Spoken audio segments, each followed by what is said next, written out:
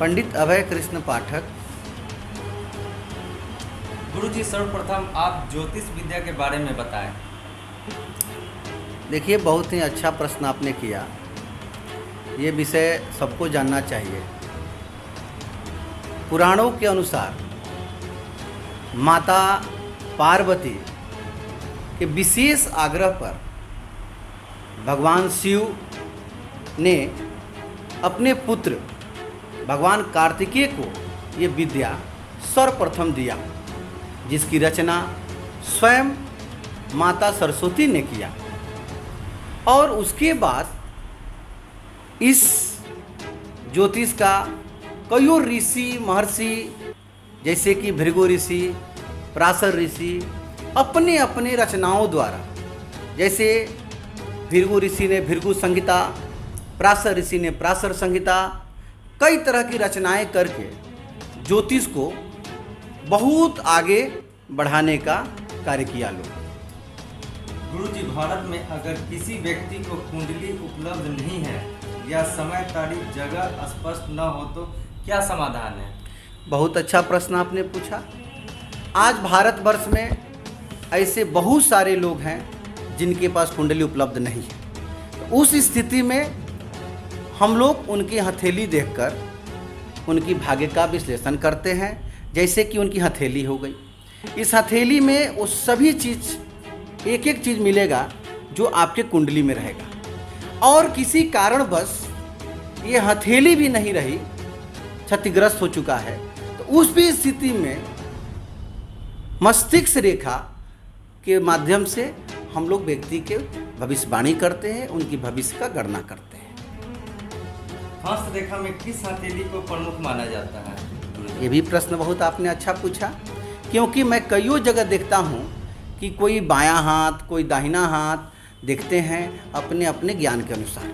लेकिन इस चीज़ का अनुभव सबको होना चाहिए कि हथेली उसी हाथ को देखना चाहिए जिस हाथ को कर्म प्रधान हाथ माना जाता है। जैसे आप अगर दाहिना हाथ से भोजन करते हैं, दाहिना हाथ से कार्य करते हैं, दाहिना हाथ से आप लिखते पढ़ते हैं, तो आपकी दाहिना हाथ देखी जाएगी। और किसी भी अवस्था में अगर आप बायां हाथ हर कार्य के लिए आप यूज करते हैं, तो उस स्थिति में आपकी बायां हाथ को देखा जाएगा। तो कर्म प्रधान हाथ ही भाग्य को गणना के लिए देखा जाता है। गुरुजी, देखा गया है वर्तमान में आर्थिक तंगी बहुत बड़ी समस्या है, इसका क्या निदान हो सकता है? देखिए, ये तो बहुत बड़ा विषय आता है। हम लोग के पास कईयों प्रश्न आते रहता है, आर्थिक तंगी है या कोई भी तरह की परेशानियां हैं। इसमें विशेष प्रमुख जो प्रश्न होता है आर्थिक तंगी। तो आर्थिक तंगी का कई तरह से निवारण किया जा सकता है। उसके लिए आपके चैनल के माध्यम से मैं आग्रह करूंगा कि जिनको भी जिस तरह की जानकारी लेनी हो वो अपना कमेंट करके आपके चैनल को फॉलो अप करके उसको अधिक से अधिक सब्सक्राइब करके हमसे जुड़ सकते हैं। और मेरे मोबाइल नंबर पे वो बात करके इस समस्या का समाधान हमसे जान सकते हैं। इस समस्या के समाधान जो भी व्यक्ति जिस भी माध्यम से हमारे पास पहुंचते हैं, हम कम समय में कम संसाधन के माध्यम से उनकी समस्या का समाधान करने का सर्वस्व प्रयत्न करते हैं। और ये महादेव का कृपा होती है कि उनकी समस्या तुरंत ही समाधान भी हो जाती है। गुरुजी, हम जानना चाहेंगे कि आपके मार्गदर्शन से कैसे लाभ मिलता है, अर्थात मार्गदर्शन की क्या विधि व्यवस्था है? देखिए, मार्गदर्शन का मेरा कई तरह की रास्ता है। अब तो आज के डेट में सोशल मीडिया है, आज के डेट में तो कई तरह की संसाधन व्यवस्था हो गई है, जिसके माध्यम से आप अपने समस्या के समाधान के लिए किसी भी एस्ट्रोलॉजर से मिल सकते हैं, ज्योतिषी से मिल सकते हैं, बाबा से मिल सकते हैं। और हम लोग उनको कई तरह से समाधान करते हैं। जैसे आपकी किसी तरह की समस्याएं हैं, उस समस्याओं को हम लोग पूजा के माध्यम से, या अगर आप स्वयं सक्षम हो तो आपको हम लोग मंत्र देते हैं, पूजा बताते हैं, अनुष्ठान बताते हैं, हवन बताते हैं, उसको आप करिए, उससे आपको लाभ मिलता है। अगर आपको समय अभाव में आप नहीं कर पाते हैं तो उस स्थिति में हम लोग आपको ये परामर्श देते हैं कि आप ब्राह्मण के माध्यम से आप अपनी पूजा पाठ कराएं। वो भी आप करने में असक्षम हैं तो स्टोन, आप रत्न जानते हैं, रत्न का बहुत प्रभाव जीवन में होता है, क्योंकि रत्न में बहुत शक्तियाँ होती है। तो रत्न को विशेष शक्तिवान बनाने के लिए अगर आप कोई ग्रह, जैसे आपका गुरु का दशा खराब चलता है, हमने आपको बताया कि आप पुखराज रत्न धारण करें, तो पुखराज रत्न आपने खरीद लिया और धारण कर लिया तो आपको विशेष लाभ नहीं मिलेगा। उस अवस्था में उस रत्न को आप किसी भी आचार्य के माध्यम से या हम लोग के माध्यम से आप उसको अधिक से अधिक मंत्र से अभिमंत्रित कराएंगे और उसका उचित समय मुहूर्त में आप उसको धारण करेंगे, कम समय में आप उसका लाभ प्राप्त कर लेंगे। एक आखिरी सवाल गुरुजी, हमें पता है कि आपके शिष्यों की संख्या हजारों लाखों में है, फिर नए शिष्य को मार्गदर्शन आप कैसे कर पाएंगे?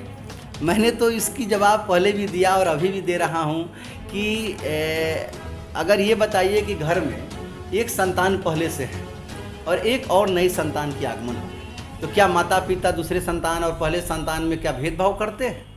ऐसी नहीं, जितनी भी शिष्य हो, गुरु का ये परम धर्म होता है कि अपने सभी शिष्य पर बराबर उनकी ध्यान और आशीर्वाद रहता है।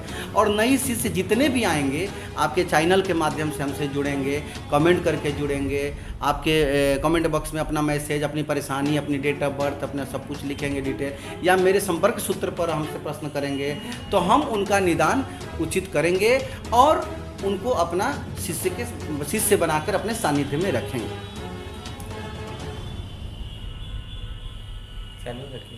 गुरुजी, समाज में ये देखा गया है कि बहुत से ऐसे सन्यासी लोग घूमते रहते हैं और लोगों की मजबूरी का फायदा उठाते हुए पैसे भी ठग लेते हैं और उनका काम भी नहीं होता। ऐसे लोगों को आप क्या संदेश देना चाहेंगे? देखिए, ऐसे तो मैं 2-3 संदेश आपको दूंगा। सबसे सर्वप्रथम संदेश श्रीमद् भागवत में लिखा गया है कि अगर कोई व्यक्ति अगर ठग रहा है तो ठगना बुरी बात होती है, ठगाना बुरी बात नहीं होती। अगर आप किसी भी मंदिर में जाते हैं और अगर आपको कोई पंडित के माध्यम से या किसी आचार्य के माध्यम से अगर आपसे पैसा लिया गया और आपका कार्य नहीं भी किया गया, तभी भी आपको लाभ मिलेगा, क्योंकि आपने निष्ठा से भगवान को दान दिया। वो पंडित जी उसकी उपयोग दान में लाएं या न लाएं, उससे कोई मतलब नहीं है। लेकिन इसके दूसरा मैं आपको बताऊंगा, निर्देश दूंगा कि किसी भी व्यक्ति को, हर मनुष्य के जीवन में मैं ये कहता हूं कि अगर उचित परामर्शकर्ता अगर नहीं रहेंगे तो उनकी परेशानियां का समाधान कभी नहीं हो सकता है। ये कोई ज़रूरी नहीं है कि वो उचित परामर्शकर्ता मैं ही हूँ। इस भारतवर्ष में ऐसे कईयों विद्वान हैं, उस विद्वान की तलाश करना चाहिए और हर मनुष्य को अपने जीवन का चाणक्य खोजना चाहिए, अच्छे गुरु का तलाश करना चाहिए और जब तक उनको अच्छे गुरु नहीं मिलते हैं उनकी तलाश जारी रहना चाहिए। जिस दिन उनको अच्छे गुरु मिल जाएंगे वो ठगने से भी बच जाएंगे और अच्छे परामर्श उनको मिलना तुरंत शुरू हो जाएगा। चलिए, हमारे चैनल से जुड़ने के लिए आपका बहुत बहुत आभार, बहुत बहुत शुभ आशीर्वाद। आपके चैनल के माध्यम से जितने भी लोग जुड़े हुए हैं सबको मैं आशीर्वाद देता हूँ। अपने जीवन में प्रसन्न रहें, सुखी रहें, आशीर्वाद।